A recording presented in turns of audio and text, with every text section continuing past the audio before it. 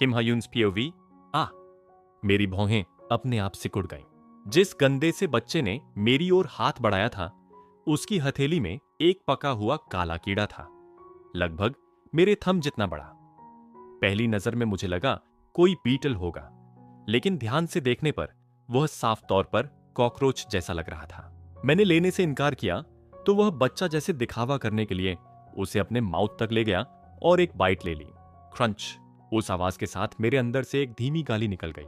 सच में मुझे उठाकर कहीं ले जाकर टॉर्चर कर देना इससे बेहतर होता।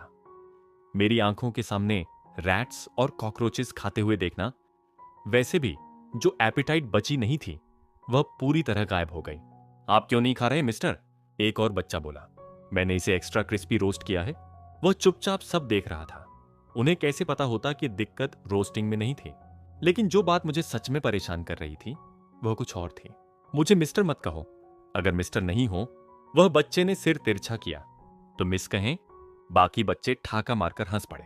अगर मेरे पास पैसा होता तो शायद रिश्वत देकर उन्हें चुप करा देता, लेकिन इस वक्त मेरे पास सिर्फ मेरा बॉडी था, और वह भी पूरी तरह मेरा नहीं था। अजीब बात यह थी कि बच्चों की इतनी खुली हंसी देखकर मेरा खराब मूड थोड़ी देर के लिए हल्का हो गया। मैं भी मुस्कुरा दिया और उसी पल मेरे एब्डोमेन में खिंचाव हुआ। मेरे फेस के बिगड़ते ही बच्चे घबरा गए। क्या हुआ? उन्होंने मेरे बैक पर अपने मिट्टी से सने हैंड से थपथपाया। इरिटेटिंग था, लेकिन उनकी सिंसेरिटी में कुछ ऐसा था कि मैंने उन्हें रोकने का मन नहीं किया। मिस्टर, वही पहला बच्चा बोला, आपका कोई सन है? मैं हल्का सा हंसा। नहीं, मेरा एक लवर है। क्या वह प्रिटी है? हाँ, मैंने बिना सोचे कहा। एक्सट्रीमली। वाओ।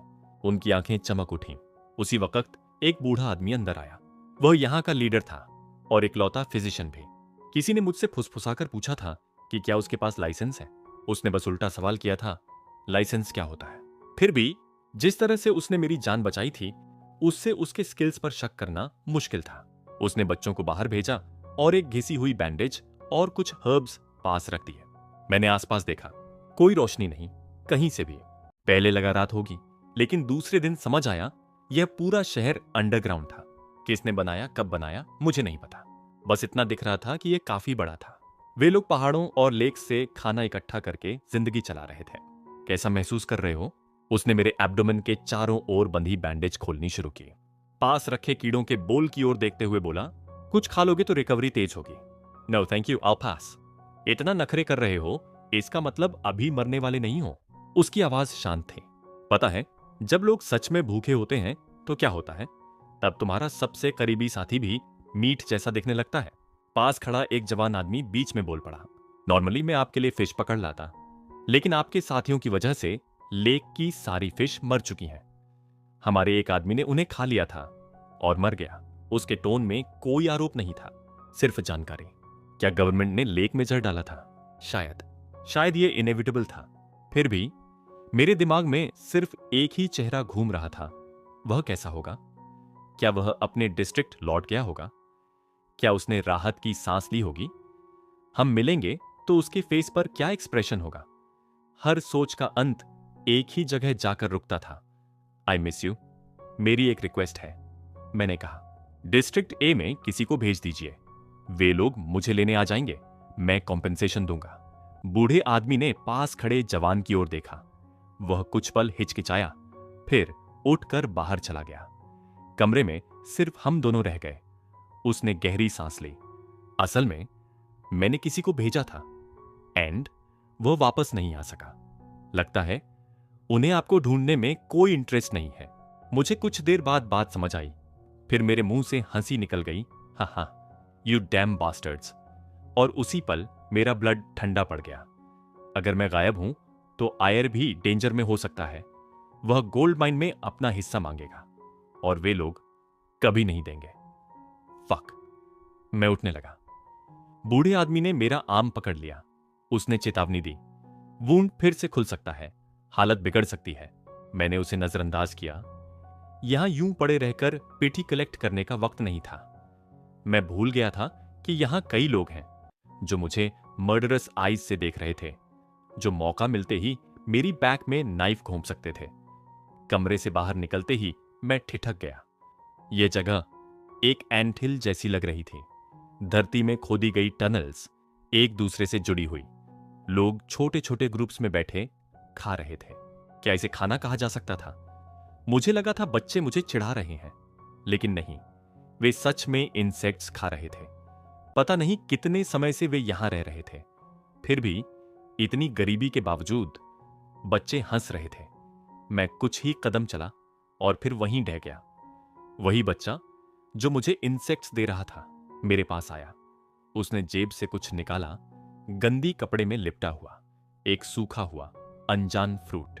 उसकी आईज देखकर समझ आ गया वह इसे बचाकर रखे हुए था।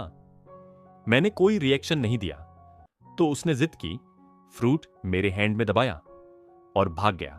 मैं हथेली में रखे उस फ्रूट को खाली नजर से देखता रहा। बैंडेज के नीचे से ब्लड रिसने लगा। फक, मेरा बॉडी मेरी बात क्यों नहीं मान रहा था?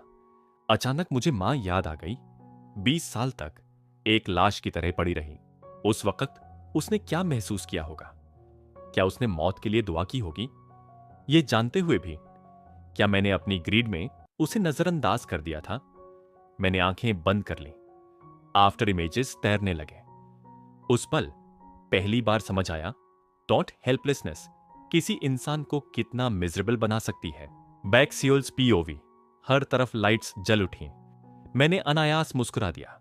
2 दिन पहले डिस्ट्रिक्ट ए से लोग ट्रक्स में इक्विपमेंट लेकर आए थे। पहले तो हम सब सतर्क थे, लेकिन उन्होंने कहा कि वे पावर प्लांट रिपेयर करने आए हैं और आज आखिरकार बिजली आ गई। मेरे आसपास लोग खुशी से उछल रहे थे, लेकिन जंगचौन का चेहरा गंभीर ही रहा। आयर कई हफ्तों से वापस नहीं आया था। क्या हमें कैप्टन से परमिशन नहीं लेनी चाहिए थी? उसने पूछा। कैप्टन भी यही चाहता था, किसी ने कहा।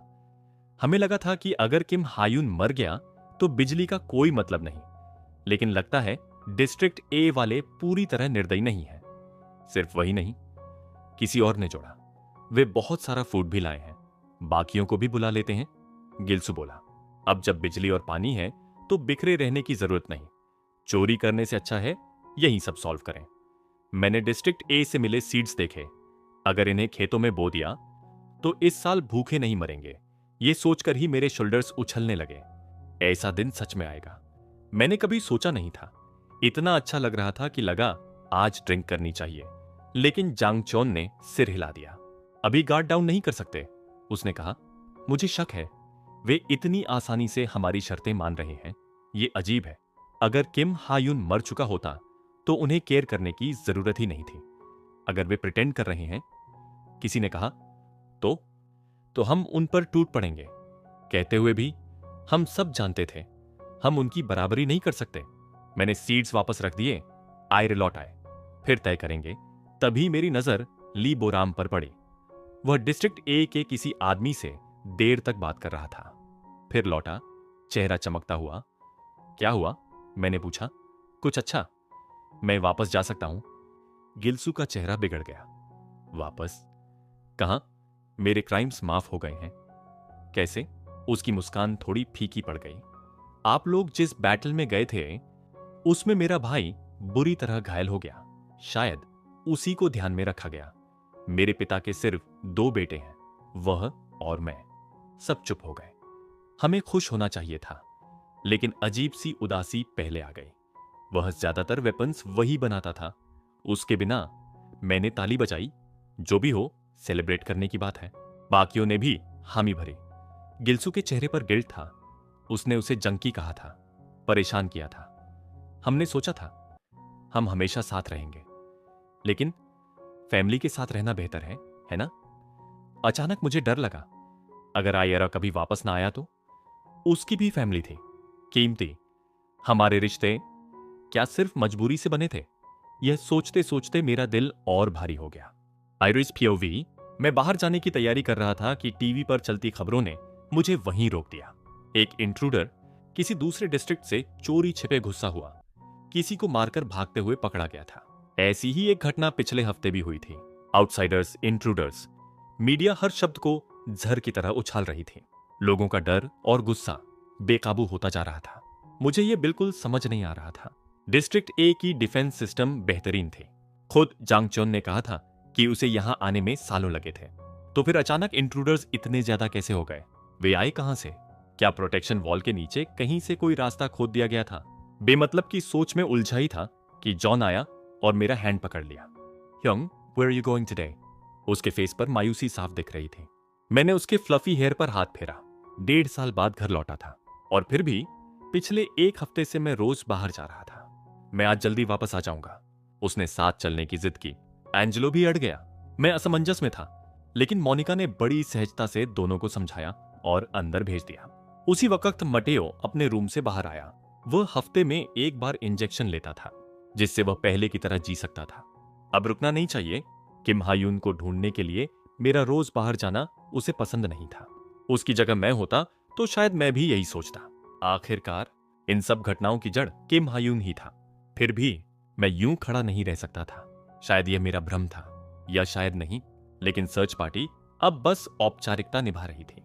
It doesn't have to be Kim Hyun. मैंने मटेओ की ओर देखा। वह क्या कह रहा था?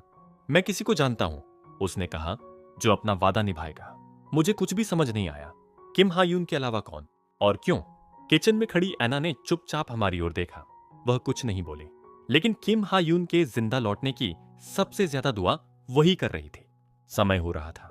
लौटकर बात करेंगे, मैंने कहा और बाहर निकल गया।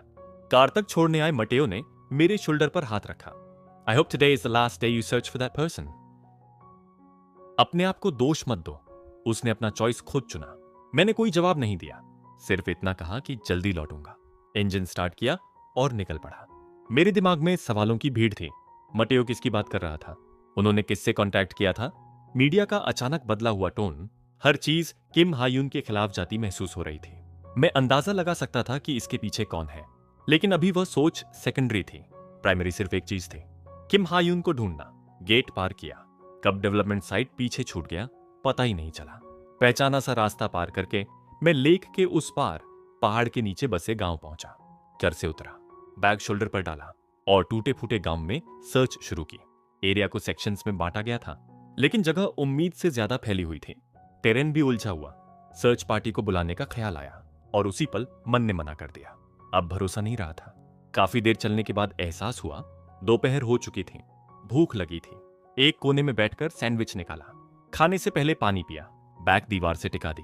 आंखें बंद की ही थीं कि फुटस्टेप्स सुनाई दी। आंख खुलते ही कुछ मेरी तरफ उड़ता हुआ आया। मैंने एक हाथ से पकड़ लिया। Wooden club. हमलावर की आंखें फैल गईं। उसी पल पीछे से दूसरा अटैक आया। मैंने बैग खींचा, साइड में हटा और झटके से खड़ा हो गया। सैंडविच जमीन पर गिर गया। उनकी निगाहें उसी पर टिक गईं। Hand over everything you have. मैंने अनओपन्ड सैंडविच आगे बढ़ा दिया। Here, eat. This and my body are all I have. उनके फेस बिगड़ गए। Stop playing games. पीछे से एक आदमी चिल्लाया और मचेटी घुमाते हुए मेरी ओर लपका। मैंने आसानी से डॉज किया कि किक मारी। वह आदमी वॉल से टकराकर कराहता हुआ गिर पड़ा। अब बाकी लोग एक साथ टूट पड़े। मैं बचता गया, रोकता गया, मारता, फेंकता। वे जमीन पर गिरते, तड़पते रहे। आखिरी आदमी के नेक पर मैंने फुट हल्के से रखा। वह कराहता हुआ बस आइज हिला पा रहा था। इससे save me. I won't kill you, so answer my questions. और should I kill you? All right, I talk. मैंने फुट हटाया और उसे खड़ा किया। क्या तुमने किसी ऐसे आदमी को देखा है? मैंने पूछा। जिसके स्टमक पर वूंड हो। उसकी नजर झिझकते हुए बच गई। पीछे पड़े लोग भी धीरे धीरे उठने लगे। गंदे कपड़े, पेल फेसेस, जैसे सूरज देखा ही ना हो। स्किन डिजीजेस यहां वहां। बेसमेंट्स जैसी सीली बदबू। तुम लोग आए कहां से? सवाल बदलते ही वह घबरा गया। उधर। उसने सामने की ओर इशारा किया। कहां? सीधे चलते रहो। मुझे वहां ले जा सकते हो? उसने साथियों की ओर देखा। हिचकिचाहट साफ थी। वे लड़ाई के आदी नहीं थे। नाइफ्स भी कुन थीं। किसी का थ्रोट काटना आसान नहीं। मैंने नाइफ लौटाई। हियर। उसने शर्मिंदा सा एक्सप्रेशन बनाया और कुछ कदम पीछे हट गया। तभी जमीन हिलने लगी। गहरी गूंज ऊपर की ओर दौड़ी। उनके फेसेस पर हैरानी थी। सिर्फ मैं शांत खड़ा था। वाइब्रेशन बढ़ता गया। मैंने नीचे देखा। मैं इतना बेवकूफ कैसे हो सकता था? गॉब्लिन कॉर्प्स के जमाने में एरिया सी में अंडरग्राउंड हाइडआउट था। जांग चेओन ने शेखी बघारी थी। छोटा था लेकिन रहने लायक। किम हायून्स पीओवी, उसकी हालत बिगड़ रही है। कहा था ना हिलने को मत। टिस्क टिस्क, दिखता ठीक है लेकिन कितना जिद्दी है।